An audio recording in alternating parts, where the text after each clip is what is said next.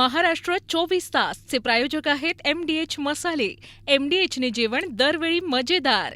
MDH दम आलू, डाळ तडका आणि मशरूम मसाला. MDH ने जेवण दरवेळी मजेदार. MDH सदैव तुम्हाला नवे स्वाद देण्यासाठी कटिबद्ध आहे. मंदिर लुटत असाल तर हिंदू माफ करणार नाहीत. हिंदू भोळे पण मूर्ख नाहीत. राम मंदिर दान चोरी विरोधात ठाकरेंचा एल्गार. पक्ष चोरला, धनुष्य बाण चोरला, मात्र ज्या मशालीनं लंका जळली ती मशाल आमच्याकडे. उद्धव ठाकरेंचा घणाघात. उद्धव ठाकरेंना अखेर राम आठवला. मुख्यमंत्री फडणवीसांचा उद्धव ठाकरेंना चिमटा. तर रामाचा मार्ग सोडल्यानेच त्यांच्या पक्षाची अधोगती झाल्याची टीका. मुंबईत झाड कोसळून एकाच दिवसात 2 बळी. कुर्ल्यात झाड कोसळून एका व्यक्तीचा मृत्यू. आरे कॉलनीत झाडांची फांदी पडून तरुणाचा मृत्यू. गोरेगावातील MG रोडवर मोठं झाड कोसळलं. झाड पडून 2 महिला गंभीर जखमी. झाड हटवून रस्ता वाहतुकीसाठी मोकळा. मुंबई गोवा महामार्गावर वाहतुकीचा खोळंबा. 10 तासांहून अधिक काळ वाहतूक ठप्प. हजारो प्रवासी महामार्गावर अडकून. कल्याणमध्ये पावसाचा कहर. काळू नदीच्या पाणी पातळीत वाढ. 10 ते 12 गावांचा संपर्क तुटल्याची भीती. प्रशासनाकडून सतर्कतेचा इशारा. भोर महाड मार्गावरील वरंधा घाटात पुन्हा दरड कोसळली. घाटमाथ्यावरील पावसामुळे रस्त्यावर दगडमातीचा खच. घाटातील वाहतूक पूर्णपणे बंद.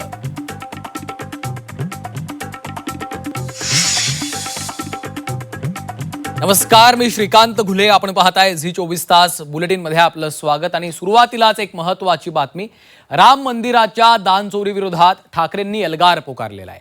मंदिरं लुटत असाल तर हिंदू माफ करणार नाहीत. हिंदू भोळे आहेत पण मूर्ख नाहीत, असं उद्धव ठाकरेंनी म्हटलंय. दान चोरी प्रकरणामध्ये उद्धव ठाकरे यांनी हल्लाबोल केलेला आहे. अयोध्येतील श्रीराम मंदिरातील दान चोरीच्या विरोधात उद्धव ठाकरेंची शिवसेना आक्रमक झाली आहे. शिवसेना UBT कडून आज दादरच्या हनुमान मंदिरात रामरक्षा आंदोलन करण्यात आलं. दादरच्या ऐतिहासिक हनुमान मंदिरात महाआरती तसंच रामरक्षा स्तोत्र आणि हनुमान चालीसा, मारुती स्तोत्र पठणानं राज्यव्यापी आंदोलनाची सुरुवात झाली आहे.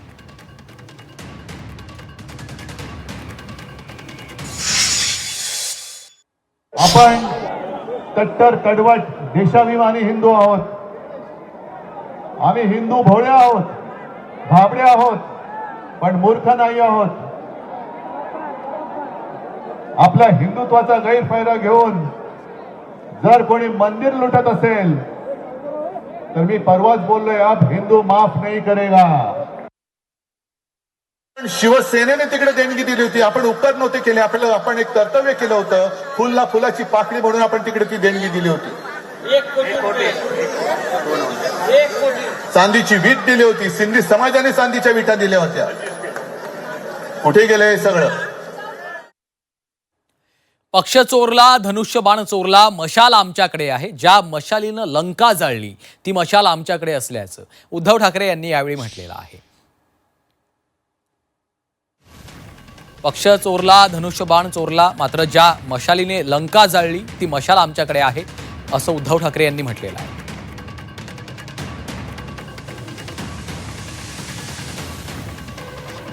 तुम्ही आज आमचा पक्ष चोरला असेल, आमच्याकडचा प्रभू रामचंद्राचं धनुष्यबाण चोरला असेल, पण आज आमच्या हातामध्ये हनुमानाने ज्या मशालीने लंका जाळली होती ती मशाल आज आमच्या हातात आहे. तुमच्या अन्यायाची लंका आम्ही जाळून खाक केल्याशिवाय राहणार नाही. हा हिंदू हा काही वेडा नाहीये. पावसात चिंब भिजून सुद्धा राम रक्षा म्हणतोय, मारुती स्तोत्र म्हणतोय, हनुमान चालीसा म्हणतोय. कशासाठी म्हणतोय? काय घरी वेळ जात नाही म्हणून म्हणतोय? ही पावसात पेटलेली ठिणगी आहे. आणि राम भक्त कसे आहेत अजून जर काही राज्य करताना कळले नसतील तर त्यांना मी आठवण करून देऊ इच्छितो की प्रभू श्रीरामाबरोबर जी वानर सेना होती त्या वानर सेनेने रावणाची सोन्याची लंका जाळून खाक केली होती. उद्धव ठाकरे यांना अखेर राम आठवला. देवेंद्र फडणवीसांनी ठाकरेंना चिमटा काढलाय. उद्धव ठाकरे रामरक्षा आंदोलन करतायत, ही चांगली गोष्ट आहे. त्यांना अखेर राम आठवला, यामध्ये आनंद आहे. त्यांनी रामाचा मार्ग सोडला म्हणूनच त्यांच्या पक्षाची अधोगती झाली, असंही फडणवीसांनी म्हटलंय. मला आनंद आहे की शेवटी उद्धवजींना राम आठवले. आमची अपेक्षा एवढीच होती की त्यांना राम आठवले पाहिजे. त्यांनी रामाचा मार्ग सोडला होता म्हणूनच त्यांच्या पक्षाची अधोगती झाली. राम मार्गाने चालले तर त्यांचं भलं होईल. केवळ आजच्या पुरती नाही, त्यांनी रोज एकदा रामरक्षा म्हणावी अशी माझी अपेक्षा. खासदार संजय राऊत हे सनातन विरोधी आहेत, नाशिकच्या कलकी महाराजांनी आरोप केला. संजय राऊत नेहमीच धर्माच्या विरोधात बोलतात. धर्माविरोधात बोलणं चुकीचं असल्याचं देखील कलकी महाराज यांनी म्हटलेलं आहे. संजय राऊतजी नेहमी जे आपले सनातन धर्म आहे, जो हिंदू धर्म आहे, त्यावर वेगवेगळ्या प्रकारचे भाष्य करत असतात. आपल्या धर्माला बदनाम करण्याचं नेहमी वाक्य करत असतात. तर अशा गोष्टी करणं हे चुकीचं आहे. तर राम मंदिर देणगी चोरीच्या प्रकरणामध्ये सीबीआय चौकशी करा, नाशिकच्या कलकी महाराजांनी ही मागणी केली आहे. हिंदूंना बदनाम करणारा चेहरा समोर येईल, सनातन धर्माला बदनाम केलं जातंय, असं देखील कलकी महाराजांनी म्हटलं आहे. प्रभू श्री रामचंद्र हे संपूर्ण विश्वाचं एक आस्था केंद्र आहे. आणि जर अशा आस्था केंद्रावर अशा प्रकारे जर मोठी चोरी होत असेल, काही गोष्टी होत असेल, तर त्याची निपक्षपातीपणे चौकशी होणं गरजेचं आहे. संपूर्ण जी चौकशी आहे निपक्षपातीपणे होण्यासाठी आम्ही CBI आणि EDची मागणी केलेली आहे. त्याच्यामुळे जे मुख्य आरोपी आहे हे आपल्या संपूर्ण लोकांसमोर येतील आणि यामध्ये जे आपल्या हिंदू धर्म आहे, सनातन धर्म आहे, याला जे बदनाम करणारे जे लोक आहेत त्यांचा चेहरा उघड होईल. राम मंदिरात अर्पण केलेल्या देणग्यांच्या कथित चोरी प्रकरणात श्री राम जन्मभूमी तीर्थ क्षेत्र ट्रस्टचे कोषाध्यक्ष स्वामी गोविंद देवगिरी आणि इतर विश्वस्थांबाबत साधू तसंच स्थानिक वकिलांनी गंभीर प्रश्न उपस्थित केले. या प्रकरणाची SIT द्वारे सुरू असलेली चौकशी पूर्ण होईपर्यंत कोषाध्यक्षांनी आर्थिक तपशील जाहीर करावा, अशी मागणी साधू राघवेंद्र दास वेदांती यांनी केली. चंपतराय यांचा राजीनामा स्वीकारू नये, असंही त्यांनी म्हटलेलं आहे. और ये जो गड़बड़ियां हुई हैं, इसके लिए गोविंद देवगिरी जी कोषाध्यक्ष हैं, उनकी जिम्मेदारी है. उनको आकर के इस बात को आय व्यय का प्रमाण देना चाहिए. ये उन्होंने अपनी दायित्व को अच्छे से नहीं निभाया और आज उन पर लोग आक्षेप लगा रहे हैं. गोविंद देवगिरींच्या मौनावर टीका केलेली आहे. कुटुंबीय मदतीला चांगलं काम करणाऱ्यांवर चिखलफेक होत असते. गोविंद देवगिरी यांचे बंधू आचार्य महेश व्यास यांनी हे विधान केलं. दोषी असतील त्यांना शिक्षा होईल, असं देखील महेश व्यास यांनी म्हटलं आहे. चांगलं काम करणाऱ्यावर नेहमी आरोप होतात, हा आतापर्यंतचा इतिहास आहे. त्यामधून कोणीही आजपर्यंत सुटलेलं नाहीये. मोठमोठ्या महात्म्यांनाही हा त्रास झालेला आहे. माऊलींनाही त्रास झाला, तुकाराम महाराजांनाही त्रास झाला, समर्थ रामदासांनाही त्रास झालेला आहे. संतांना त्रास देणारी मंडळी तेव्हाही होती, आजही आहे. पण आत्मविश्वास असा आहे की पूजनीय स्वामीजींचं जीवन अत्यंत लहानपणापासून अत्यंत वैरागी जीवन राहिलेलं आहे, तपस्वी जीवन राहिलेलं आहे. जे व्यक्तिमत्व एका क्षणाचाही अपव्यय होऊ देत नाही, तर एका कणाचाही अपव्यय होऊ देणार नाही, ही खात्री मात्र आहे. की ज्यांनी रामाला शिव्या दिल्या, रामभक्तांवर गोळीबार केला, शरीराला रक्तरंजित केलं, आहार असतात की ते प्रार्थनाच करतात किंवा दुरितांचे तिमिर जाव, त्यांची दुष्ट वृत्ती नक्कीच रामराय नष्ट करतील. त्यांच्या बुद्धीमध्ये प्रकाश पडेल. मुंबईत धोकादायक झाडाचा चौथा बळी गेलेला आहे. कुर्ला पश्चिम इथल्या नौपाडाच्या कमानी परिसरात झाड कोसळून दुपारी एका व्यक्तीचा मृत्यू झाला. या दुर्घटनेनंतर स्थानिकांमध्ये संतापाचं वातावरण निर्माण झालं. त्यानंतर आरे कॉलनीत झाड कोसळून एका तरुणाचा बळी गेला.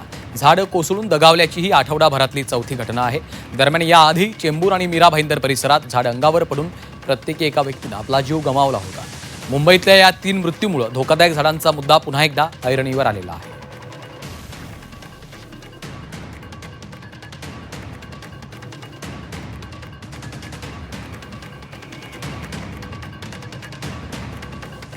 हा झाड आहे. पावसा अगोदर करोडोचा टेंडर आहे, झाडांची छटणी करायची आहे. अधिकाऱ्यांना सांगून थकलो, कुणी लक्ष द्यायला तयार नाही आहे. आज शेवटी झाड पडला, माणूस मेला. स्थानिक लोकांनी त्याला हॉस्पिटलमध्ये घेऊन गेले. कॉन्ट्रॅक्टर आला, फटाफट झाड कटिंग करून इथं फेकून निघून गेला, जसं काय या परिसरमध्ये काही झालेलं नाही आहे.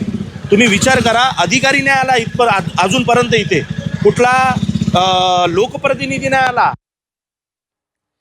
मुंबईत झाडं कोसळण्याच्या घटना सुरूच आहेत. आज मुंबईत विविध ठिकाणी झाडं कोसळण्याच्या घटना घडलेल्या आहेत. कुर्ला, वांद्रे, चेंबूर, माहीम, आरे कॉलनी, मलबार हिल, दादरमध्ये तर 7 घटना घडल्यात आणि घाटकोपरमध्ये देखील वाहनांवर हे झाड उन्मळून पडलेलं आहे.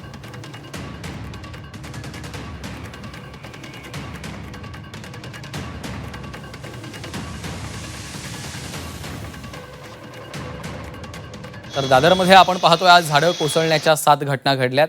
DL road, Suryavanshi hall, Ranade road, Portuguese church, Swaminarayan मंदिर आणि शिवसेना भवनाच्या समोर देखील झाड कोसळल्याची घटना घडलेली आहे.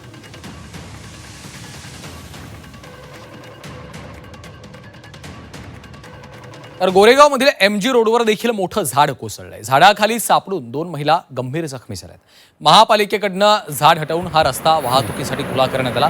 योग्य छाटणी झाली नाही, त्यामुळं झाड कोसळल्याचा स्थानिकांनी आरोप केलेला आहे. दरम्यान झाड कोसळतानाची ही धक्कादायक दृश्य CCTV कॅमेऱ्यामध्ये चित्रित झाली आहे.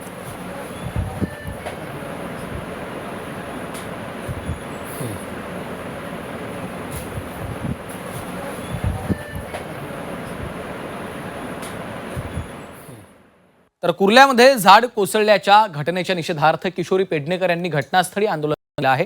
कुर्ल्यात झाड कोसळून एकाचा मृत्यू झाला. या घटनेचा शिवसेना ठाकरे पक्षाच्या वतीने निषेध नोंदवण्यात आला आहे. आता मुंबईकरांनी स्वतःची काळजी घ्यायची आहे असं किशोरी पेडणेकरांनी म्हटलेलं आहे. त्याला रितू तावडे यांनी उत्तर दिलं, राजकारण करण्याची गरज नाही, मुंबईकरांच्या सुरक्षेची जबाबदारी सर्व पक्षांची असल्याचं रितू तावडे यांनी म्हटलं आहे. ज्या लहान मुलाचं श्रीवास्तव त्या मुलाचा मृत्यू होऊन 5 दिवस झाले तरी जर आमची अक्कल ठिकाणावर येत नसेल, हे दुर्दैव मुंबईकरांचं, हे दुर्दैव. आता प्रत्येक मुंबईकरांनी रस्त्यावर उतरायचा आणि स्वतःची काळजी घ्यायची. असंच आहे, मग टॅक्स का पाठवायचे. माझं म्हणणं आहे, CC रोडचे जे अधिकारी आहेत, वरिष्ठ अधिकारी, यांना पहिलं निलंबित नाही, यांना बडतर्फ करा आणि त्यावर मनुष्यवधाचा गुन्हा दाखल करा. प्रत्येकाला निभावंच लागतं, पण अशा दुर्घटना ज्या घडतात आहे त्याला आम्हालाही वाईट वाटतंय. आम्ही या ठिकाणी पोहोचतोय, पण या ठिकाणी राजकारण करून काही होणार नाहीये. या ठिकाणी आता ही एक सामूहिक जबाबदारी आहे, सर्व पक्षांची ह्या ठिकाणी सामूहिक जबाबदारी आहे. आम्ही काय केलं, तुम्ही काय केलं, आम्ही असं हे बोलण्याची वेळ आहे काय? ज्या पद्धतीमध्ये फोनवरती, ज्या पद्धतीमध्ये सुषमा अंधारे असतील, किशोरीताई असतील किंवा मनसेचे, अरे तुम्हाला हे समजायला पाहिजे की या ठिकाणी महायुतीतल्या काय महापौरांना काय इच्छा आहे का त्या फांद्या पडावा, मुंबईकरांना काय व्हावं ही आमची इच्छा आहे का? कुर्ल्यात झाड कोसळल्यानं मनसे आक्रमक झाले आहे. कुर्ल्यात झाड कोसळलेल्या घटनास्थळी धाव घेऊन मनसैनिकांनी आंदोलन केलं. कुर्ल्यामध्ये झाड कोसळून एका वृद्ध व्यक्तीचा दुर्दैवी मृत्यू झालेला आहे आणि त्या ठिकाणी आता मनसैनिक आक्रमक झाले. मनसैनिकांनी आंदोलन केलेलं आहे.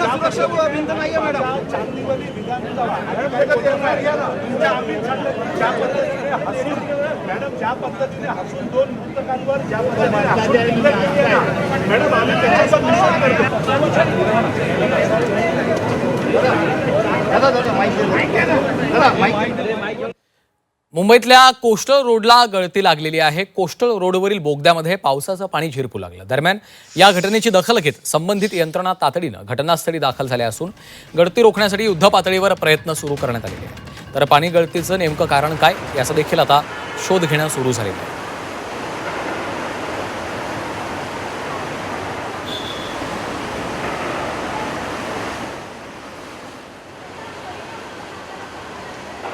कोस्टल रोडला होतो, आता पण अखंड कोस्टल रोड गळतोय. हा सगळ्या आम्ही आरोप नाही करते. आमचं म्हणणं आहे, लक्ष द्या. सही करायला वेळ नसते तर मग लक्ष कुठे? कुठल्या कॉन्ट्रॅक्टरांबरोबर तुमचं चालू असतं? काय म्हणावं काय म्हणावं, कुठे बिझी असता? रोहा येथील कुंडलिका नदीनं धोक्याची पातळी ओलांडलेली असून नदीचं पाणी शहरामध्ये शिरल्यानं पूरस्थिती निर्माण झाली आहे. सखल भाग, घरं आणि बाजारपेठांमध्ये पाणी शिरल्यानं जनजीवन विस्कळीत झालेलं आहे. या गंभीर परिस्थितीमध्ये बचाव पथकानं धाडसी बचाव कार्य करत ट्रॅकवर अडकलेल्यांसह 125हून अधिक नागरिकांना सुरक्षित स्थळी हलवलेलं आहे. बचाव करण्यात आलेल्यांमध्ये महिला, लहान मुलं आणि ज्येष्ठ नागरिकांचा देखील समावेश आहे.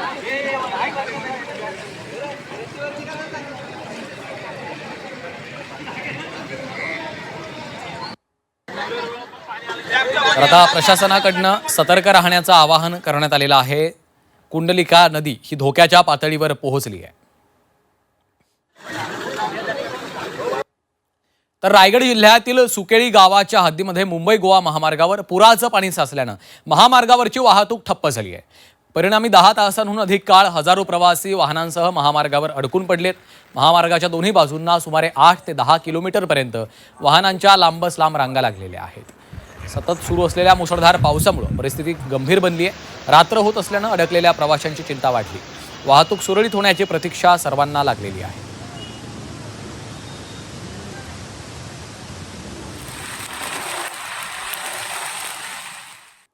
रत्नागिरी जिल्ह्यातील चिपळूणमध्ये पावसाने पुन्हा जोर धरला असून शहरातले अनेक अंतर्गत रस्ते पाण्याखाली गेले. त्यामुळे नागरिकांना गुडघाभर पाण्यातनं मार्ग काढत प्रवास करावा लागतो. अनेक ठिकाणी पाणी साचल्यानं वाहतुकीला देखील अडथळा निर्माण झाला. नगर परिषदेकडून नालेसफाई वेळेत न झाल्याचा आरोप नागरिकांनी केला असून त्यामुळेच पावसाचं पाणी रस्त्यावर साचल्याची नाराजी व्यक्त होतीये. प्रत्येक पावसाळ्यात हीच परिस्थिती निर्माण होत असल्यानं प्रशासनानं तातडीनं उपाययोजना करून पाणी तुंबण्याची समस्या कायमस्वरूपी सोडवावी अशी मागणी स्थानिकांकडून केली जाते.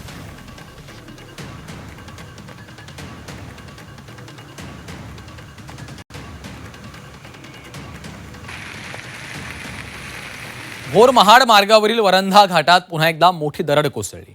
घाटमाथ्यावर सुरू असलेल्या जोरदार पावसामुळे दरड कोसळल्यानं घाटातली वाहतूक पूर्णपणे बंद करण्यात आली आहे. रस्त्यावर मोठ्या प्रमाणात दगड आणि माती साचल्यानं दोन्ही बाजूंना वाहनांच्या रांगा लागल्या. स्थानिक प्रशासनाकडून दरड हटवण्याचं काम सुरू आहे.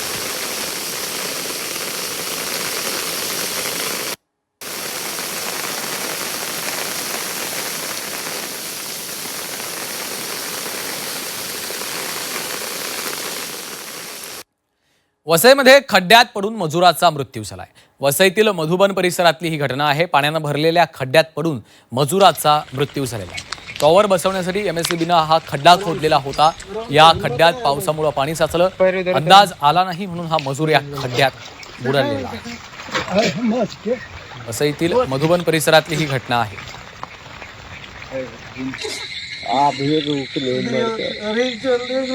वसईत पावसामुळे भिंत कोसळलेली आहे. तर भिंत कोसळून 15 वाहनांचं नुकसान झालंय. वसई पश्चिमच्या फादरवाडीतली ही घटना आहे. नुकसान भरपाई देण्याची वाहनधारकांची मागणी आहे.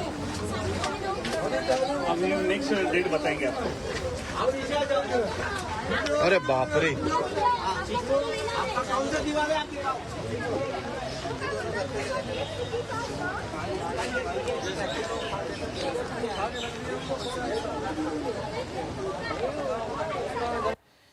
पनवेलमध्ये पाताळगंगा नदीला पूर आलेला आहे. आपटे डोलघर गावांचा संपर्क तुटला आहे. संपूर्ण आपटे गाव पाण्याखाली गेलेलं आहे. आपटे गावात गुडघाभर पाणी साचलेलं आहे. त्याची ही दृश्य आपण पाहतोय. आपटे आणि डोलघर या गावांचा संपर्क तुटलेला आहे.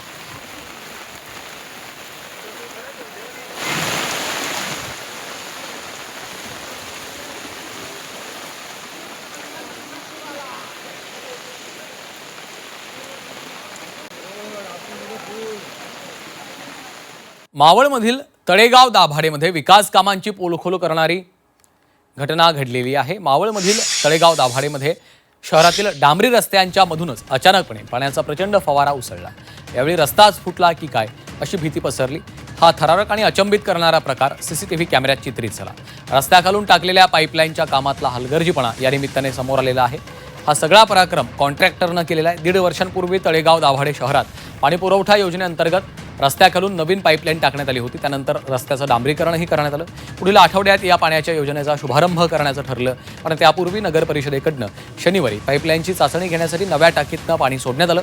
मात्र काही क्षणातच अचानकपणे रस्त्याच्या मधूनच पाण्याचा मोठा फवारा उसळला आणि डांबरी रस्ता फुटला की काय अशी भीती निर्माण झाली.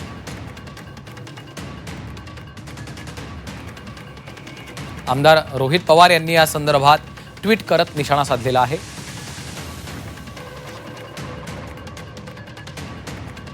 महाराष्ट्रातील विकासाचं मॉडेल असं रोहित पवारांनी याला म्हटलेलं आहे. पुण्यात तळेगावमध्ये चक्क रस्त्याची डिलिव्हरी होऊन विकास जन्माला आला. जन्मल्याबरोबर विकास इतका वेगात धावायला लागला की धावता धावता मग मुंढवा भागात तो असा खड्ड्यात पडला. हे आहे महाराष्ट्रातल्या विकासाचं मॉडेल.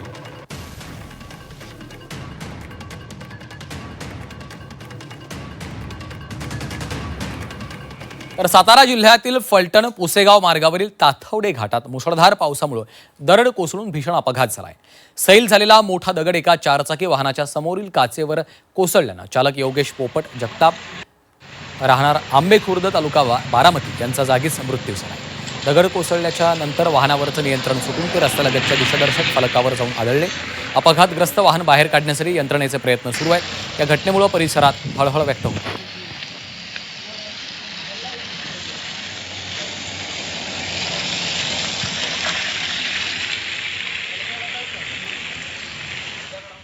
कल्याणमध्ये पावसाचा कहर सुरूच आहे. काळू नदीच्या पाणी पातळीत वाढ झाली आहे. 10 ते 12 गावांचा संपर्क तुटल्याची भीती आहे. प्रशासनाकडून सतर्कतेचा इशारा देण्यात आला आहे. हवामान खात्यानं कल्याण ग्रामीण भागासाठी पुढील 24 तास ऑरेंज अलर्ट दिलेला आहे. प्रशासनानं NDRFच्या पथकांना सतर्क ठेवलंय. नागरिकांनी घाबरून न जाता प्रशासनाच्या सूचनांचं पालन करावं असं आवाहन केलं आहे.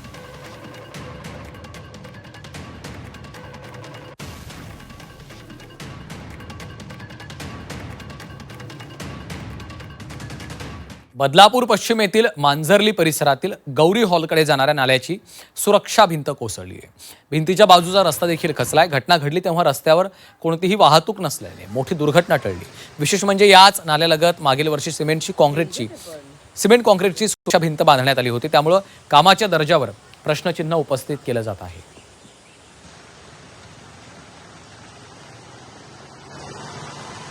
किती वेळ लागेल आम्हाला अंबरनाथ जायचं.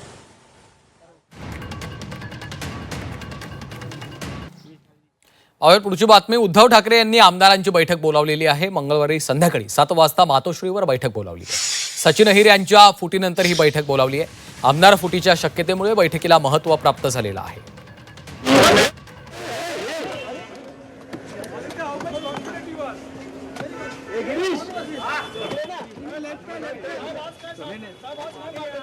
आमदारांची बैठक ही वारंवार त्यांनी बोलवली पाहिजे. त्यांच्याशी संवाद साधला पाहिजे. जर त्यांचे कामं करता आले तर केली पाहिजेत. पण बैठक बोलून त्यांना जर तुम्ही दम द्याल तर ते आमदार तुमच्याकडे टिकणार नाही, हे तेवढं सत्य आहे. म्हणून आमदारांना तुमची हुकुमशाही नको, तर लोकशाही मार्गाने त्यांचे प्रश्न सोडवणारा नेता पाहिजे. महाराष्ट्र 24 तास चे प्रायोजक आहेत MDH मसाले. MDH ने जेवण दरवेळी मजेदार. MDH दम आलू, डाळ तडका आणि मशरूम मसाला. MDH ने जेवण दरवेळी मजेदार. MDH सदैव तुम्हाला नवे स्वाद देण्यासाठी कटिबद्ध आहे.